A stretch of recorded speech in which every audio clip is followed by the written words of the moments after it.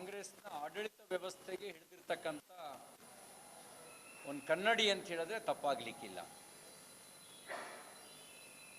ಕೇವಲ ದರ್ಶನ್ ಪ್ರಕರಣ ಮಾತ್ರ ಅಲ್ಲ, ಜೈಲು ವ್ಯವಸ್ಥೆ ಹೇಗಿದೆ ಅನ್ನೋದಕ್ಕೆ ಇದೊಂದು ಉದಾಹರಣೆ ಮಾತ್ರ.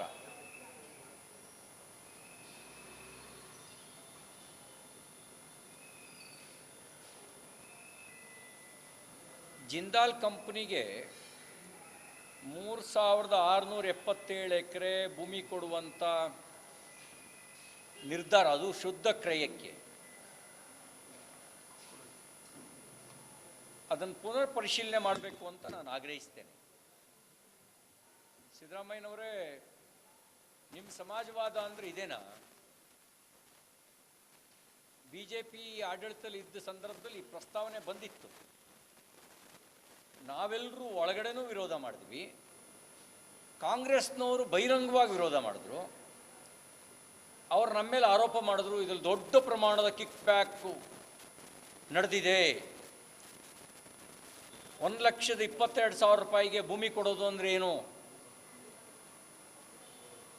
ಅನ್ನುವ ಮಾತನ್ನ ನಮ್ಮ ಮೇಲೆ ಆರೋಪ ಮಾಡಿದರು. ಈಗ ಆರೋಪ ಮಾಡಿದವರೇ ಭೂಮಿ ಕೊಟ್ಟಿದ್ದಾರೆ.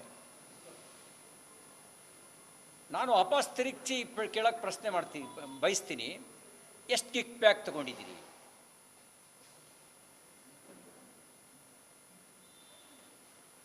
ಅವತ್ತು ವಿರೋಧ ಮಾಡಿ ಇವತ್ತು ಕೊಡ್ತಾ ಇದ್ದೀರಿ ಅಂದರೆ ನಿಮಗೂ ನಿಮ್ಮ ಹೈಕಮಾಂಡಿಗೂ ದೊಡ್ಡ ಪ್ರಮಾಣದ ಮೊತ್ತವೇ ಸಂದಾಯ ಆಗಿರ್ಬೋದು. ಕೈಗಾರಿಕಾ ಖಾತೆ ಸಚಿವರು ಇದೆಲ್ಲ BJP ಆಡಳಿತದ ಅವಧಿಯಲ್ಲೇ ನಿರ್ಧಾರ ಆಗಿತ್ತು ಅಂತ ಹೇಳಿದ್ದಾರೆ. ಮಾನ್ಯ MB ಪಾಟೀಲ್ರೇ, ನಮ್ಮ ಅವಧಿಯಲ್ಲಿ ಪ್ರಸ್ತಾಪ ಬಂದಿದ್ದು ನಿಜ.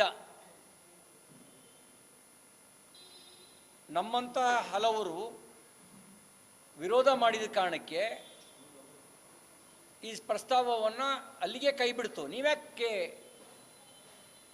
ಮಾಡ್ತಾ ಇದ್ದೀರಿ? BJP ಕಂಡ್ರೆ ಆಗಲ್ಲ ನಿಮಗೆ. BJP ನಿರ್ಧಾರಗಳನ್ನ ಯಾಕೆ ಮಾಡ್ತಾ ಇದ್ದೀವಿ? ಮುಂದುವರಿಸ್ಬೇಕು ನೀವು. HK ಪಾಟೀಲ್ರೇ, ಅವತ್ತು ಉದ್ದ ಪತ್ರ ಬರೆದಿದ್ರಿ, ಪತ್ರಿಕಾಗೋಷ್ಠಿ ಮಾಡಿದ್ರಿ. ಈಗ ಎಂಥ ದುಸ್ಥಿತಿ ನೋಡಿ, ಕ್ಯಾಬಿನೆಟ್ ತಗೊಂಡ ನಿರ್ಣಯವನ್ನು ಹೊರಗಡೆ ಬಂದು ಪ್ರೆಸ್ ಮೀಟ್ ಮಾಡಿ ಹೇಳುವಂಥದ್ದು ನಿಮ್ಮ ಪಾಲಿಗೆ ಬಂದಿದೆ. ನಾನು ಆಗ್ರಹಿಸ್ತೇನೆ. ಮತ್ತು ಮಾತು ಹೇಳಿದ್ದಾರೆ, 50,000ಕ್ಕೂ ಹೆಚ್ಚು ಜನರಿಗೆ ಉದ್ಯೋಗ ಕೊಟ್ಟಿದ್ದಾರೆ, 90,000 ಕೋಟಿ ರೂಪಾಯಿಗೂ ಹೆಚ್ಚು ಇನ್ವೆಸ್ಟ್ ಮಾಡಿದ್ದಾರೆ. ಜಿಂದಾಲ್ ಏನು ನಾನ್ ಪ್ರಾಫಿಟ್ ಆರ್ಗನೈಸೇಷನ್ ಅಲ್ಲ, ಅವ್ರ ಕಂಪನಿ ನಡೆಸ್ತಾ ಇದ್ದಾರೆ. ಲಾಭದ ಲೆಕ್ಕಾಚಾರ ಹಾಕಿ ಇನ್ವೆಸ್ಟರ್ಗಳು ಇನ್ವೆಸ್ಟ್ ಮಾಡೋದು. ಜಿಂದಾಲ್ ಆಗಲಿ ಅಥವಾ ಬೇರೆ ಬೇರೆ ಇನ್ವೆಸ್ಟರ್ಸ್ ಅಂತ ಯಾರು ಬರ್ತಾರೆ, ಅವ್ರು ಯಾರು ಕರ್ನಾಟಕದ ಜನರಿಗೆ 7 ಕೋಟಿ ಜನರಿಗೆ ಸೇವೆ ಮಾಡಬೇಕು ಅಂತ ಬಂದು ಇನ್ವೆಸ್ಟ್ ಮಾಡ್ತಿಲ್ಲ. ಅವರು ಲಾಭದ ಉದ್ದೇಶ ಇಟ್ಕೊಂಡೇ ಮಾಡ್ತಾರೆ.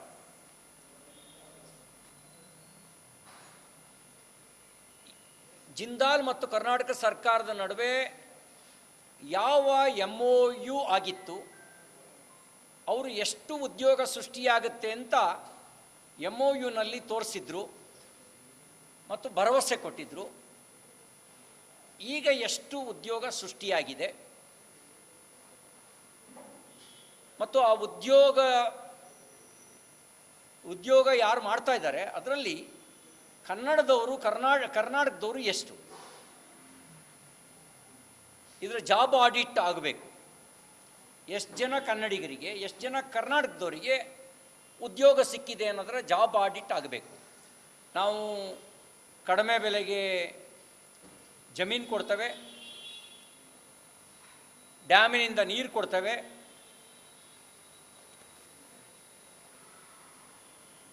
ಪ್ರಾಕೃತಿಕ ಸಂಪನ್ಮೂಲವನ್ನು ತೆಗಿಲಿಕ್ಕೆ ಅವಕಾಶ ಕೊಟ್ಟಿದ್ದೇವೆ.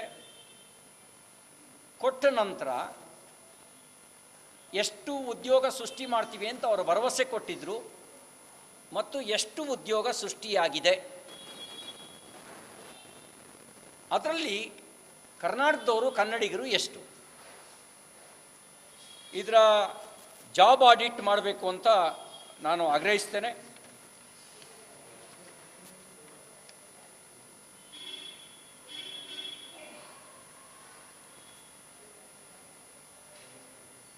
ಅವತ್ತು ಕಿಕ್ ಬ್ಯಾಕ್ ಆರೋಪ ಮಾಡಿ ಈಗ ನೀವೇ ಕೊಟ್ಟಿರೋದ್ರಿಂದ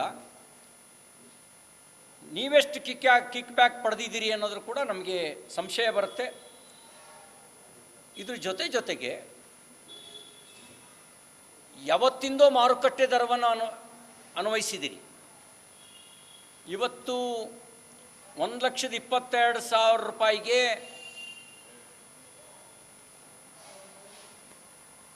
ನಮ್ಮ ರಾಜ್ಯದ ಯಾವ ಮೂಲೆಯಲ್ಲೂ ಜಮೀನು ಸಿಗಲ್ಲ. ಕಡಿಮೆ ಅಂತಂದರೂ 20-25 ಲಕ್ಷ ರೂಪಾಯಿ, ಕಡಿಮೆ ಅಂದರೂ ಕೂಡ 1 ಎಕರೆಗೆ ಜಮೀನಿಗೆ ಬೆಲೆ ಇದೆ. ಹಾಗಿರಬೇಕಾದ್ರೆ 1,22,000 ರೂಪಾಯಿಗೆ ಜಮೀನು ಕೊಟ್ಟಿರೋದು, ಅದು 3,677 ಎಕರೆ. ಇದು ಸಮರ್ಥನೀಯ ಅಲ್ಲ. ಇವತ್ತಿನ ಮಾರುಕಟ್ಟೆ ದರದಲ್ಲಿ ಕೊಡಬೇಕನ್ನೋಂಥ ಉದ್ದೇಶ ಇದ್ದರೆ ಇವತ್ತಿನ ಮಾರುಕಟ್ಟೆ ದರದಲ್ಲಿ ಕೊಡಬೇಕು ಮತ್ತು ಕಂಡೀಷನ್ ಹಾಕಿ ಕೊಡಬೇಕು. ಅಲ್ಲಿರ್ತಕ್ಕಂಥ ಅದಿರು ನಿಕ್ಷೇಪಗಳ ಮೇಲೆ ಹಕ್ಕು ಸರ್ಕಾರಕ್ಕೆ ಇಟ್ಕೊಳ್ಬೇಕು. ಹಾಗಾಗಿ ಇದ್ರ ಪುನರ್ ಪರಿಶೀಲನೆ ಮಾಡಬೇಕು ಅಂಥೇಳಿ ನಾನು ಆಗ್ರಹಿಸ್ತೇನೆ. ಇಲ್ಲದೇ ಇದ್ದರೆ ನಿಮ್ಮೆಲ್ಲರ ಮೇಲೆ ಸಂಶಯ ಬರುತ್ತೆ. ದೊಡ್ಡ ಮೊತ್ತದ ಕಿಕ್ ಬ್ಯಾಕ್ ಪಡೆದೇನೆ ಕೇವಲ 1,22,000 ರೂಪಾಯಿ ಪಡೆದು ನೀವು 1 ಎಕರೆ ಜಮೀನು, ಎಕರೆಗೆ 1,22,000 ರೂಪಾಯಿ ಪಡೆದು ಜಮೀನು ಕೊಡ್ತಾ ಇದ್ದೀರಿ ಅಂತ ಹೇಳಿದ್ರೆ ಇದು ಸಮರ್ಥನೀಯ ಅಲ್ಲ. ಒಂದು ಕಡೆ ಕೃಷಿ ಮಾಡಿಕೊಂಡಿದ್ದಂಥ ರೈತರನ್ನ ಇದು ಅರಣ್ಯ ಭೂಮಿ ಅಂತ ಹೆಸರೇಳಿ ಮಾನವೀಯತೆಯನ್ನೇ ಮರೆತು ನಿರ್ದಾಕ್ಷಿಣ್ಯವಾಗಿ ಒಕ್ಕಲೆಬ್ಬಿಸ್ತೀರಿ. ಮತ್ತೊಂದು ಕಡೆಗಳಲ್ಲಿ ಸಾವಿರಾರು ಎಕರೆ ಜಮೀನನ್ನು 3 ಕಾಸಿಗೆ ಕೊಡ್ತೀರಿ. ಅಂದರೆ 3 ಕಾಸಿಗೆ ಸಾವಿರಾರು ಎಕರೆ ಜಮೀನು ಕೊಡೋದು ನಿಮ್ಮ ಸಮಾಜವಾದದ ಮಾದರಿನ? ಬಡವನ ಬೇಲಿ ಕೀಳೋದು ನಿಮ್ಮ ಸಮಾಜವಾದದ ಮಾದರಿನ? ಹಾಗೆ ಇಡೀ ಜಿಂದಾಲ್ ಭೂಮಿಗೆ ಸಂಬಂಧಪಟ್ಟಂತೆ ಜಾಬ್ ಆಡಿಟ್ ಮಾಡಬೇಕು ಅಂತ ನಾನು ಆಗ್ರಹಿಸ್ತೇನೆ.